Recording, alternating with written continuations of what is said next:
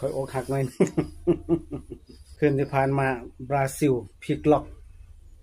กลับมากินญี่ปุ่นเขาหอบเซยมันคู่เยอรมันกับปารากวัยเสมอกัน1-1ในเกมแต่ว่าเตะจุดโทษ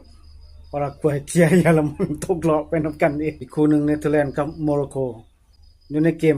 1-1สุดท้ายมาดวลจุดโทษกันอีกกลับเป็นเนเธอร์แลนด์ผิดพลาด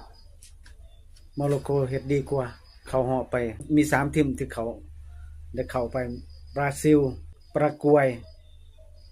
โมร็อกโกคู่เยอรมันกับปารากวัยโอ้สุดสูสีขนาดเด้ยอมรับว่าสูสีขนาดไปลูกจุดโทษก็พลิกไปพลิกมาอยู่ผลสุดท้ายแม่น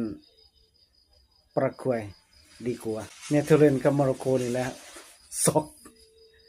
โมร็อกโกสร้างจุดประทับใจหลายที่สุดเฮ็ดให้ตัวเองได้เข้ารอบ2ทีมใหญ่จากยุโรปไซโยราระทีมใหญ่จากเอเชียญี่ปุ่นก็ไซโยราระคือกันเนาะมื้อแรงนี่เนาะเที่ยงคืนไปนี่โกติวัวเจอกับนอร์เวย์